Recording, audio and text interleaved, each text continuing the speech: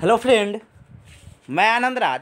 आप सबको भी देखिए, आज 25 अप्रैल को पाटलिपुत्रा यूनिवर्सिटी का सेशन 2022 का बीएड फर्स्ट ईयर का कोर्स 1 जो आपका चाइल्डहुड एंड ग्रोविंग आपका एग्ज़ाम हुआ है। देखिए, हम जो गेस किए थे मैक्सिमम क्वेश्चन आया, समझे। आप देख लीजिएगा, कोर्स 1 का हम गेस किए होंगे, आप जाके मिला लीजिएगा। वहाँ पर हम आपको किशोरावस्था बताए थे, बाल्यावस्था भी आया है, आपका वाइगोस्की भी आया है, समझे।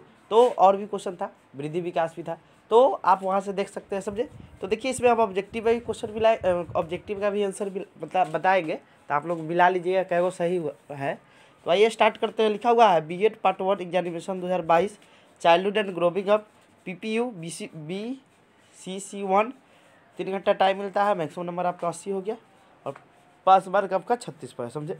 देखिए, 3 टाइप का आपका क्वेश्चन पूछता है। सेक्शन ए में ऑब्जेक्टिव आता है, सेक्शन बी में आपका सब्जेक्टिव में आपका रहता है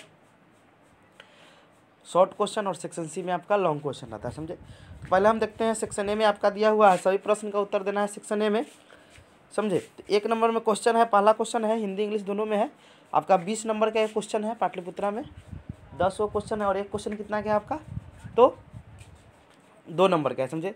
तो पहला क्वेश्चन है, इंग्लिश हिंदी दोनों में दिया हुआ है, समझे। हम पढ़ेंगे हिंदी में, समझे। इंग्लिश में हम उसको देख लेते हैं। क्वेश्चन पहला है कि शैशवावस्था की कौन जरूरी विशेषता नहीं है, यानी कह रहा है कि शैशवावस्था की कौन जरूरी विशेषता नहीं है। तो देखिए, तीव्र वृद्धि एवं विकास तो होता ही, आप लोग भी जानते हैं। दूसरा है पर निर्भरता, मतलब कोई दूसरा पर निर्भर रह करता है, ये भी सही है, समझे। तीसरा है सामाजिक रुचि, और चौथा है संवेदनात्मक अस्थिरता, समझे। तो यहाँ पर आपका हो जाएगा सामाजिक रुचि। बच्चा में न समाज, जैसे आप जानते होंगे सामाजिक क्या सामाजिकरण में पढ़े होंगे ना, कि बच्चा जब जन्म लेता है यानी छोटा रहता है, तो उस समय ना उसमें सामाजिक गुण होता है ना असामाजिक गुण होता है। वो धीरे धीरे जब समाज में जाता है तो उसमें सामाजिक गुण होता है, इसीलिए क्या हो जाएगा, सामाजिक रुचि यहाँ पर क्या हो जाएगा, आंसर हो जाएगा, समझ। संवेगात्मक अस्थिरता, बच्चा एकाएक रोने लगता है, तो ये चीज़ तो होता ही हो। तो शैशवावस्था की कौन जरूरी विशेषता नहीं है, तो सामाजिक रुचि। तो पहला का आंसर क्या हो जाएगा, तो सी हो जाएगा। दूसरा क्वेश्चन है कि निम्नलिखित में कौन बालक में नैतिक मूल्यों के विकास में महत्वपूर्ण भूमिका निभाता है, समझे। तो देखिए, आपका यानी मोरल डेवलपमेंट में बोल रहा है कौन महत्वपूर्ण है। तो देखिए, प्रार्थना सभा भी, पूर्ण समाजीकरण भी, तब समाजीकरण आप में रहेगा तब ना आप में नैतिकता का विकास होगा, बुद्धि भी होगा, और उपयुक्त सभी, यानी यहाँ पर क्या हो जाएगा, डी आंसर हो जाएगा, समझे। फिर आगे क्वेश्चन है तीसरा कि एक छात्र विज्ञान में प्रतिभा और रुचि दिखाती है, लेकिन उनके माता पिता उसे मानविकी विषय लेने के लिए प्रेरित कर रहे हैं। यानी कह रहे हैं कि मतलब एक लड़की है और उसको विज्ञान में क्या है, साइंस सब्जेक्ट में उसकी रुचि है, लेकिन उसके पापा उसको आर्ट सब्जेक्ट के लेने के लिए प्रेरित करते हैं। आप लड़की को क्या सलाह देंगे, उसे माता पिता चुने, ये तो होगा नहीं। अपने पसंदीदा भी सब ध्यान, तो ये चीज़ नहीं पका, मतलब वो बोल रहे ही तो वो नहीं होगा। तीसरा जो ऑप्शन है सबसे बेटर है कि अपने माता पिता से बात करें, अपनी प्रतिभा को के बारे में बताया, यानी अपनी माता पिता से बात करेगी और अपने जो साइंस में उसकी प्रतिभा है उसके बारे में बताएगी, समझे। तो इसका भी आंसर क्या हो जाएगा, तो सी हो जाएगा, समझे। 3 नंबर हो जाएगा। चौथा क्वेश्चन है आपका कि निम्नलिखित में कौन एक किशोर की सामाजिक क्षमता पर महत्वपूर्ण प्रभाव डालता है। और देखिए, सामाजिक क्षमता पर कहना है, सामाजिक विकास पर महत्वपूर्ण देता है। देखिए, यहाँ पर ऑप्शन कौन कौन गलत हो जाएगा। देखिए, कक्षा में तर्क तो होगा नहीं, कि संज्ञानात्मक विकास तर्क होने से होता है, और मनोरंजन गतिविधि ये भी होगा नहीं। अब 2 ऑप्शन बच गया, माता पिता के साथ संबंध, और तीसरा हो गया स्थिति पर प्रतिक्रिया। तो देखिए, यहाँ पर सबसे बेटर ऑप्शन हमको सी लग रहा है, क्योंकि देखिए स्थिति पर प्रतिक्रिया, इसका इंग्लिश देखिएगा तो कह रहा है कि मतलब रिएक्ट टू सिचुएशन, यानी आप किस सिचुएशन पर कैसा रिएक्ट कर रहे हैं। सामाजिक विकास में यही ना होता है कि समाज में क्या हो गया, मान लीजिए कोई चीज़ पर आप एकाएक गुस्सा हो जा रहा है, समझे। तो सबसे बेटर ऑप्शन क्या हो जाएगा आपका, स्थिति की प्रतिक्रिया, यानी आप किस समय कैसा रिएक्शन दे रहे हैं, तो ये क्या हो जाएगा आपका आंसर हो जाएगा, समझे। आगे है आपका जीन पियाजे के संज्ञानात्मक विकास की कितनी अवस्था होती है, तो जानते ही हैं 4 अवस्था होती है, समझे। तो यहाँ पर क्या हो जाएगा, सी 4 हो जाएगा, समझे। आगे है आपका छठा क्वेश्चन है, निम्नलिखित में से कौन मानव विकास की विशेषता नहीं है, यानी मानव विकास की क्या रहा विशेषता नहीं है। पहला ऑप्शन है मानव विकास एक क्रमबद्ध, एकदम क्रमबद्ध क्रम में चलता है, एकदम सही बात है। दूसरा है मानव विकास में शारीरिक, संज्ञानात्मक, भाषा और व्यक्तिगत और सामाजिक भी सही बात है। तीसरा है आपका कि मानव विकास सभी स्थितियों के लिए समान। देखिए, मानव विकास सभी व्यक्तियों में कर रहा है, अब सभी व्यक्तियों में एक समान नहीं। देखिएगा, किसी में ज़्यादा विकास हो जाता है, किसी में कम होता है, यही आपका क्या हो जाएगा, ऑप्शन मतलब नहीं बोल रहा है, तो यही क्या हो जाएगा आपका आंसर हो जाएगा। अब मानव विकास धीरे आमतौर पर लंबी अवधि तक होती है, यानी ये जन्म मतलब जन्म से शुरू होकर कहाँ तक चलता है, मृत्यु तक चलता है, समझे। तो ये भी सही है, लेकिन यहाँ पर ऑप्शन क्वेश्चन कर रहा है कौन मानव विकास की विशेषता नहीं है, तो आपका क्या हो जाएगा, तो सी नंबर हो जाएगा कि मानव विकास, सॉरी हाँ सी नंबर कि मानव विकास सभी व्यक्तियों के लिए समान दर से होता है, ये गलत हो जाएगा, समझे। आगे क्वेश्चन है कि शिशुओं के बीच मौखिक भाषा के विकास की विशेषता में एक है, समझे। अब शिशु बोल रहा है तो छोटा बच्चा है, तो वाक्य प्रयोग तो करेगा नहीं, तो गलत हो गया ऑप्शन पहला ही। शब्दों को आवाज़ में बोलना, शब्द को भी नहीं बोल पाएगा।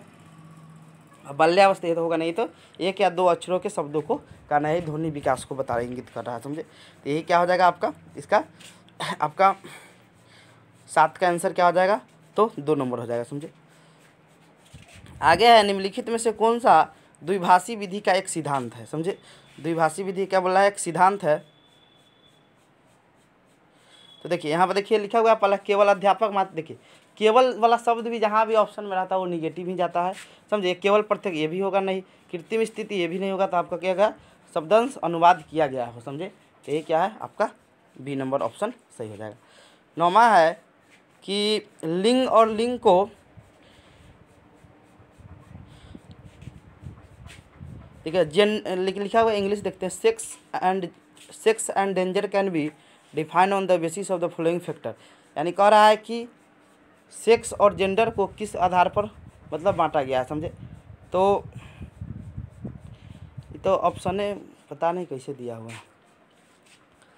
देखिए जैसे सेक्स जो होता है ना उसको बांटा गया है बायोलॉजिकल फैक्ट पर, यानी हमारे शारीरिक संगठन के आधार पर, और जेंडर को बांटा गया है सामाजिक पर, समझे। जेंडर को बांटा गया है सामाजिक कारक पर, समझे। अभी क्वेश्चन दे रहा है, क्या दे रहा बोल रहा है कि sex and gender can be defined on the basis of the following factor, यानी सेक्स और जेंडर को किस आधार पर बांटा गया है, समझे। यानी लिंग और लिंग को निम्नलिखित कारक के आधार पर परिभाषित किया जा सकता है, वातावरणीय कारक, जैविकीय कारक, सामाजिक कारक और सामान्य कारक। इसका ऑप्शन तो पता ही नहीं चल रहा है। देखिए लिंग को जो लिंग यानी जेंडर को सामाजिकीय कारक के आधार पर बांटते हैं, और जो सेक्स होता है उसको हम लोग बांटते हैं बायोलॉजिकल यानी जैविकीय कारक पर, समझे। तो इंग्लिश में भी दे रहा है कि दोनों आधार पर किस पर, इन्वायरमेंटल फैक्टर, बायोलॉजिकल फैक्टर। यहाँ पर बायोलॉजिकल जैविकीय कारक दे दीजिए, क्योंकि देखिए जैविकीय कारक इसलिए होगा लड़का लड़की में हम उसके लिंग को देखकर भी बांट सकते हैं, समझे। इसीलिए इसका जैविकीय कारक आंसर हो सकता है, समझे, यानी बायोलॉजिकल फैक्टर, समझे। इसका स्पष्ट क्वेश्चन पता नहीं चला। आया क्वेश्चन है लैंगिक संवेदनशीलता के विपरीत है, संवेदनशीलता के विपरीत कौन है, तो लैंगिक विश्लेषण होगा नहीं, ये तो बहुत अच्छा पॉजिटिव मतलब निगेटिव में पूछा है, ऑप्शन कौन होगा। आप संवेदनशील है तो उसका विपरीत क्या होगा, आप लिंग के प्रति संवेदनशील नहीं, यानी उसमें आप एक्टिव नहीं है, तो क्या होगा, लैंगिक अंधता हो जाएगा, समझे। आपका बी नंबर हो जाएगा, समझे। आइए अब आते हैं सब्जेक्टिव क्वेश्चन देखते हैं। देखिए सब्जेक्टिव क्वेश्चन है, पहला क्वेश्चन है मतलब ये मतलब सेक्शन ये हो गया है, मतलब इसमें 4 प्रश्नों का उत्तर देना है, और एक क्वेश्चन आपका 5 नंबर का है। लिखा है सामाजिक विकास पर किन किन बातों का प्रभाव पड़ता है, समझे। What are the factor the effect social development. तीसरा है आपका कि बाल्यावस्था के संदर्भ में पुरुष की भूमिका क्या है, समझे। चौथा क्वेश्चन है किशोरावस्था में वृद्धि और विकास के स्वरूप पर प्रकाश डालिए, समझे। तो ये 3 क्वेश्चन हो गया, और एक यहाँ है कि भारतीय किशोरावस्था के समाजीकरण में परिवार की भूमिका का व्याख्या कीजिए। 5 क्वेश्चन में कोई कह को और आगे भी है, 5वां क्वेश्चन हो गया। और छठा क्वेश्चन है कि बाल्यावस्था को परिभाषित कीजिए, बाल्यावस्था में होने वाले प्रमुख विकासों का वर्णन करें, समझे। तो इसमें से आपको 6 क्वेश्चन दिया हुआ है, 6 क्वेश्चन में से आपको कोई 4 का जवाब देना है, समझे। आइए सेक्शन सी में आते हैं। सेक्शन बी है, ये तो ऑब्जेक्टिव ही था, आपको ये मतलब ये नहीं दिया था, ऑब्जेक्टिव था। सेक्शन बी में आपका है और 4 क्वेश्चन का इसमें जवाब देना है, समझे। और आपको 10 नंबर का एक क्वेश्चन है, समझे। पहला क्वेश्चन है कि बच्चों के विकास में सामाजिक और नैतिक में सापेक्षता महत्व को समझाइए, समझे। दूसरा है आपका क्वेश्चन इसमें 7वां कि किशोरावस्था के प्रमुख समस्या क्या है, एक अध्यापक इन समस्या को हल करने में किस प्रकार मदद कर सकता है, समझे। 8वां क्वेश्चन है लेव वाइगोस्की का सामाजिक सांस्कृतिक सिद्धांत एवं इनके शैक्षिक निहितार्थों की विवेचना करें, समझे। और 9वां है बहुभाषी से आप क्या समझते हैं, द्विभाषी या बहुभाषी में अंतर की चर्चा करें, समझे। और अथवा में है क्वेश्चन एक और दिया है कि लिंग पहचान से आप क्या समझते हैं, औपचारिक और अनौपचारिक संगठन में स्कूली लड़कियों के समाजीकरण का वर्णन करें, समझे। इतना क्वेश्चन है, इतना देख लीजिए। जो 21-23 सेशन जिनका होगा वो भी क्वेश्चन देख लीजिएगा, समझे। तो ये आपका हो जाएगा, समझे। तो कोर्स 2 का भी हम आपका ऑब्जेक्टिव करवा देंगे, समझे। इसका VVI तो हम करवाए ही हैं, समझे। Thank you.